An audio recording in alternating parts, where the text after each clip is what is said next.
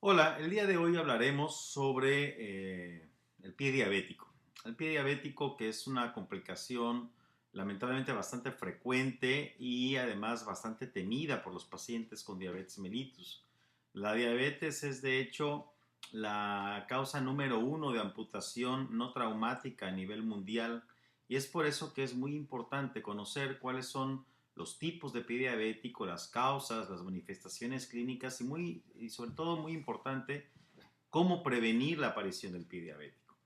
Comenzaremos hablando que el término pie diabético hace mención a la afectación de los pies como consecuencia de la diabetes, pero en realidad existen muchas formas de presentarse el pie diabético. En general vamos a clasificar al pie diabético en dos: el pie diabético neuropático y el pie diabético vascular.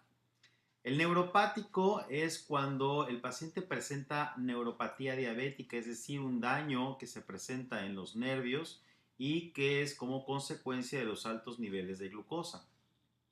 Este daño neuropático puede presentarse como alteraciones en la sensibilidad, y entonces el paciente va a tener dolor, puede tener sensación de hormigueo, de choques eléctricos, de quemazón, o por el contrario puede tener anestesia, es decir, no sentir en los pies.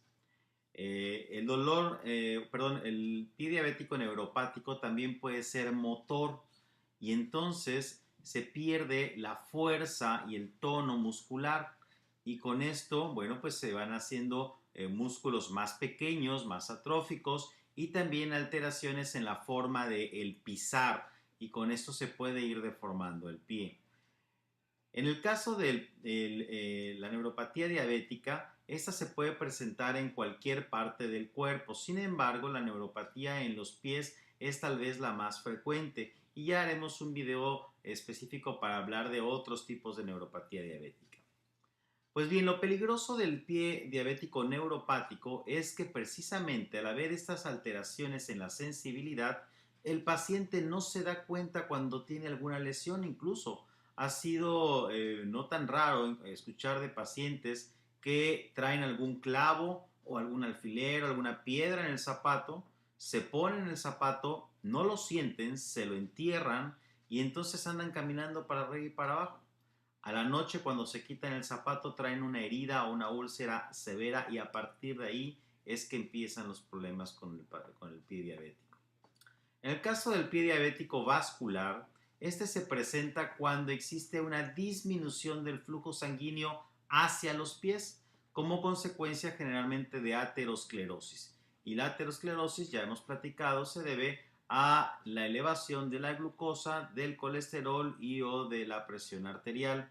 Y entonces se van cerrando los vasos sanguíneos, las arterias que llevan sangre y oxígeno a los pies, y entonces estos pues están desprovistos de oxígeno y de nutrientes, lo cual va produciendo que el pie se atrofie e incluso puede producirse isquemia y necrosis, es decir, muerte de los tejidos del pie. Y es cuando vemos que de repente un dedo, por ejemplo, se pone oscuro, se pone negro, e incluso puede ir momificándose, y en algunos casos extremos hasta caerse solito el dedo. Estas dos situaciones, en la presencia del daño neuropático que hace que uno no sienta cuando se lastima, y la disminución del flujo sanguíneo que hace que no lleguen las células de la defensa, los glóbulos blancos, a las partes más distales, o antibióticos también a las partes más distales, es lo que provoca que cuando por algo se genera una pequeña úlcera en el pie, una pequeña herida, es muy fácil en este tipo de pacientes que se genere una infección severa. Y esta infección severa, como generalmente está cerrado, o sea, se produce por debajo de la piel, entonces es muy frecuente que se deba a gérmenes productores de gas, y entonces se produce lo que conocemos como gangrena húmeda. Estas infecciones, que son las que pueden realmente llevar al costo de la extremidad o incluso de la vida del paciente, son las que vemos de forma más aparatosa en muchos de los hospitales. Y estas infecciones pueden ir desde una infección más o menos superficial que abarque exclusivamente la piel o la grasa, o incluso infecciones más profundas que lleguen hasta el músculo o los huesos. Una vez que esta infección ha afectado al hueso, es muy difícil que podamos erradicarla con tratamiento medicamentoso, y es cuando generalmente se indica la amputación del miembro. También cuando sabemos que no existe un flujo sanguíneo adecuado por una aterosclerosis severa, es muy poco probable que haya una recuperación de la extremidad, y por eso es que frecuentemente se tiene que amputar. Pues bien, el tratamiento del pie diabético se basa principalmente en el buen control de la glucosa. Si nosotros tenemos una diabetes mellitus bien controlada, que ya lo hemos dicho en otros videos, con glucosas en ayuno abajo de 100 todos los días, no solamente cuando va a ver al médico, todos los días. Con glucosas después de comer por abajo de 140 y hemoglobinas glucosiladas por lo menos abajo de 6.5, entonces la probabilidad de que esto se desarrolle es mucho menor, e incluso si un paciente ya tiene un pie diabético, el buen control de la glucosa permitirá más fácilmente que se combatan las infecciones, por ejemplo. Otra de las cosas que necesitamos son medicamentos antineuríticos, es decir, medicamentos que actúen directamente en el funcionamiento de los nervios para que se mejore nuevamente la sensibilidad. Otros medicamentos que favorezcan la llegada de sangre hacia las partes más distales, y entonces utilizamos vasodilatadores, anticoagulantes, antiagregantes plaquetarios, etc. Existen algunos tratamientos que, bueno, tienen cierta aceptación también en el caso del pie diabético, y que existen grupos que se dedican a hacerlos, como por ejemplo el uso de la cámara hiperbárica. En algunas ocasiones se utilizaron incluso sanguijuelas para poder favorecer el flujo sanguíneo hacia estas áreas, y esto porque la sanguijuela en la baba que tienen un anticoagulante que hace sangrar, y es por eso que se utilizaban en este tipo de pacientes. Sin embargo, hoy en día pues realmente no es frecuente el uso de estos animales para el tratamiento del pie diabético. También el uso de antibióticos de amplio espectro, y no solamente locales, sino sistémicos, es decir, tomados o inyectados durante mucho tiempo y a concentraciones más altas, porque precisamente estos pacientes van a tener una dificultad para que los antibióticos lleguen a tener una alteración en sus arterias. El aseo constante, ¿sí? Los lavados específicos. Existen diversas sustancias antisépticas ya comerciales, o incluso algunas que preparan muchos cirujanos. En realidad todas son útiles. Lo importante es asear bien el área lesionada, y en algunos casos en la cirugía, por ejemplo, la revascularización, o sea, el cambiar la arteria o poner una arteria nueva para que mejore el flujo sanguíneo, y en casos extremos, bueno, la amputación de la extremidad.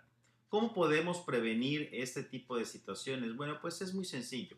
Repito, lo más importante es estar bien controlado de su diabetes, bien controlado del colesterol, bien controlado de la hipertensión arterial. Con eso vamos a disminuir de forma importante la probabilidad de tener un evento de estos. Segundo, siempre revise sus zapatos. Antes de ponerse el calzado, si usted es diabético, debe de meter la mano y revisar que no haya ninguna piedrita, ningún alfiler, nada, alguna basurita que pueda producirle una lesión. Siempre utilizar calzado cómodo, generalmente cuadrado o redondo ancho, no picudos, no usar zapatos picudos porque eso le va a lesionar. Otra de las cosas que tiene usted que procurar es que al momento de comprar calzado debe de checar que no sea un calzado justo, y preferentemente comprarlo por las tardes. A todos nosotros en el transcurso de la tarde tendemos a tener un poquito de edema de los pies, a estar un poquito más anchos. Entonces, si usted en la tarde compra su calzado y le queda bien, seguramente en la mañana le seguirá quedando bien. Pero por el contrario, si usted compra su calzado en la mañana y le queda bien o justo, es posible que para la tarde o noche ya le apriete ese calzado y le puede producir algunas úlceras. Siempre utilizar calzado especial para diabético cuando sea posible. Y si no es posible, pues buscar que sea un calzado de cuero suave o de tela. No usar calzados de plástico y preferentemente no utilizar sandalias, porque en las sandalias puede usted accidentarse fácilmente con un tropezón y levantarse una uña o hacerse alguna lesión.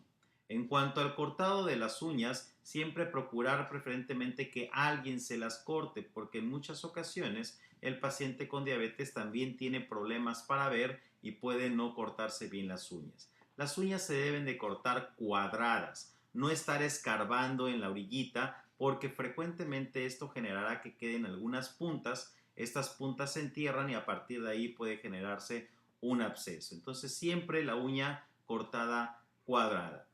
Cuando se bañe usted, siempre lavarse bien los pies, revisarlos y secarlos. Los hongos que frecuentemente crecen en esos pacientes les gusta la humedad. Entonces siempre tiene que estar bien seco, sobre todo entre los dedos, y preferentemente utilizar algún talco para que se mantengan igualmente secos.